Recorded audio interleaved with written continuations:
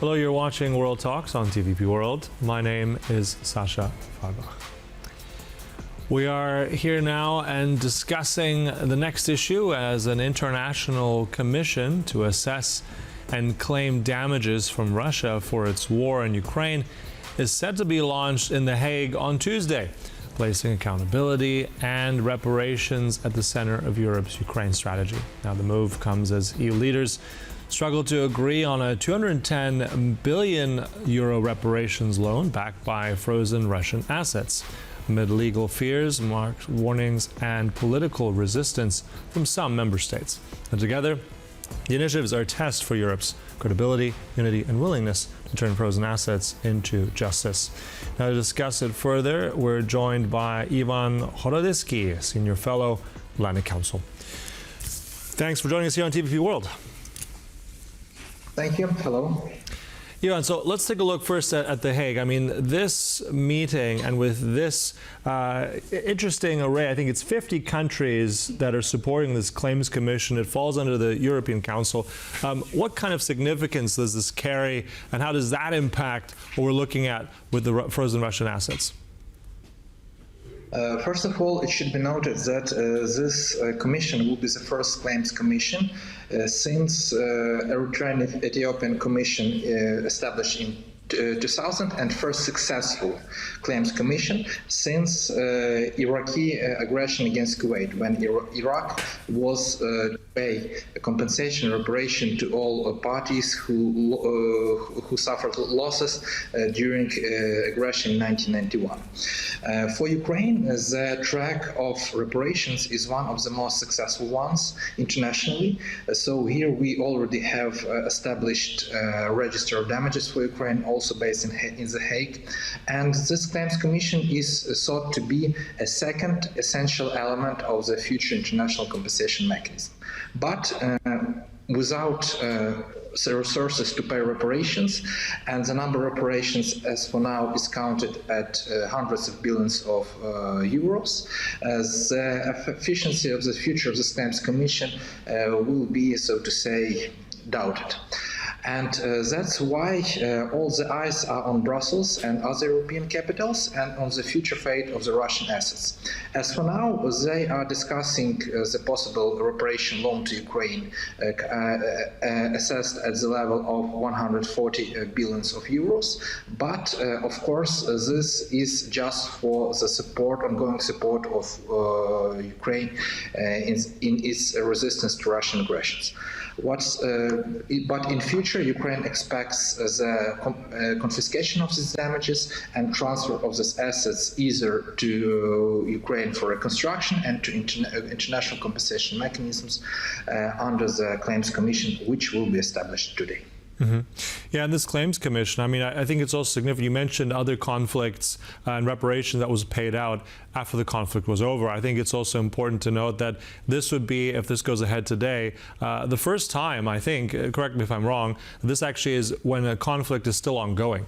So I think that's quite significant. Do you think, though, in terms of enforceability in the mechanism here, we're looking at already, I think, built on 2023, 80,000 claims on the register of damages for Ukraine.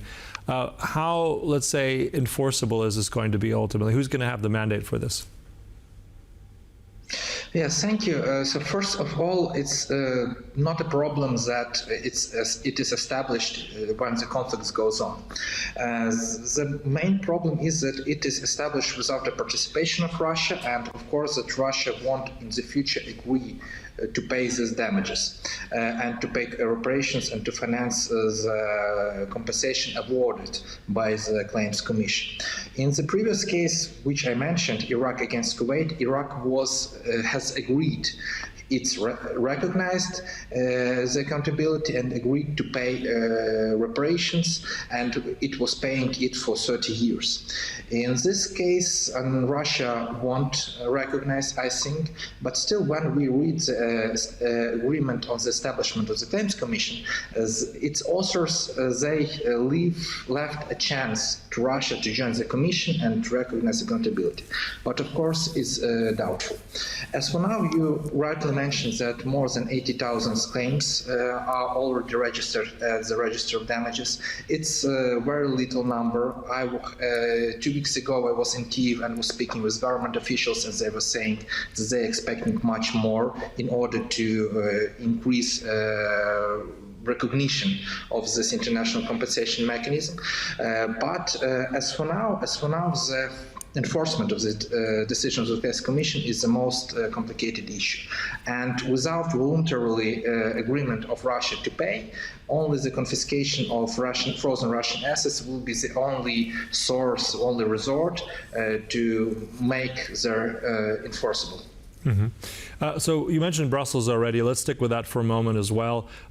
This is going to be key. I mean, the European Council, all the European leaders of the bloc are coming together on Thursday this week to discuss one of these main things. This will be it, this reparations loan. Right now, though, if we're looking at what we have in the statements from the last few days, Bulgaria, Malta, as well as Belgium, not really on the same page. Even Italy has joined on this. With that kind of joint statement saying looking for alternative options, that's the quote here. What are the alternative options, and how much of a, let's say, success rate do you think that this reparations loan will have to get across the finish line this week?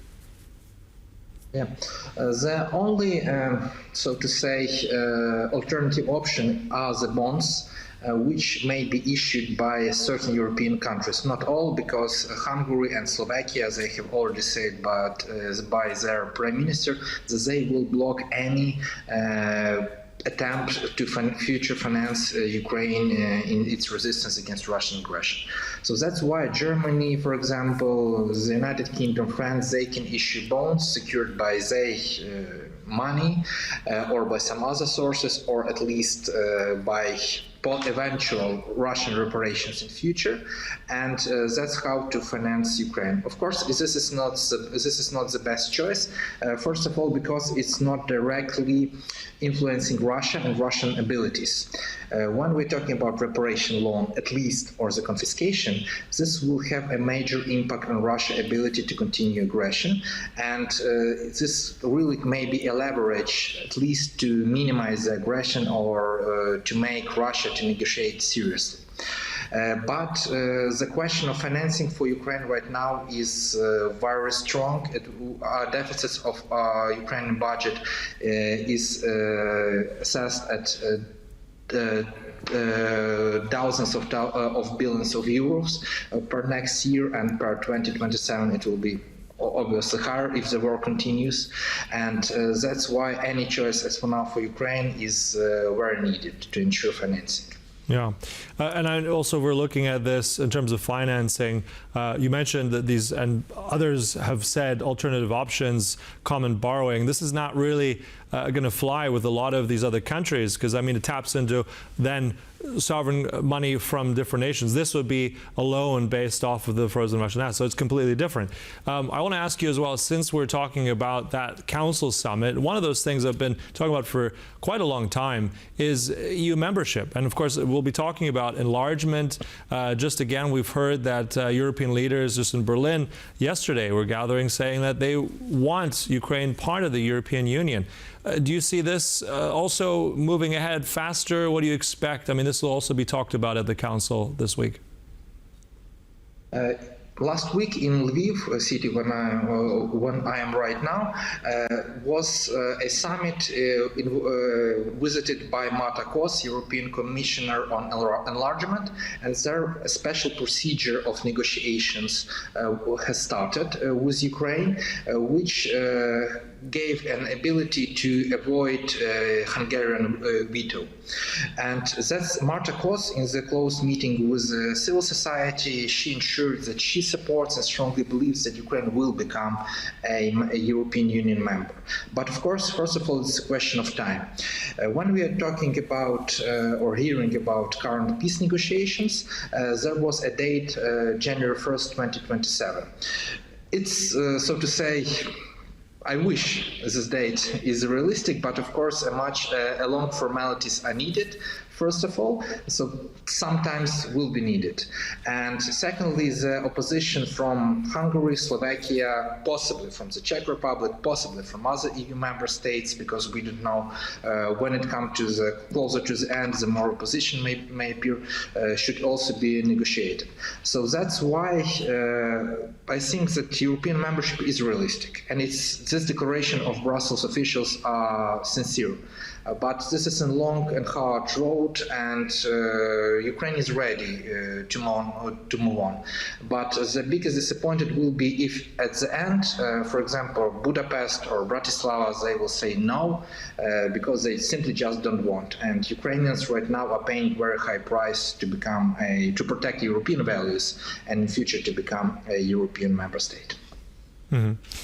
So we have a lot on the horizon, also with, I think, peace talks as well with the Americans and the Ukrainians potentially on the weekend in the United States. We have this council meeting. Where do you think this is all going? Next week and the next couple of weeks, where are we with all this? What's your biggest hope and your biggest worry? Our biggest hope is that our families during the Christmas and New Year Eve will be with electricity and heating. So as for now, the situation is very hard. In the Western Ukraine, it's somehow easier, but still complicated. But in Kyiv, in eastern regions, there is a really risk of blackouts for 20 hours. In a row. But if we're talking about peace negotiation process, of course, this is a question, first of all, of conditions. It may be quick. It may be very quick if Ukraine accepts all the conditions from Russia, but this will mean a capitulation. That's why Zelensky and our diplomatic teams are negotiating a better compromise position.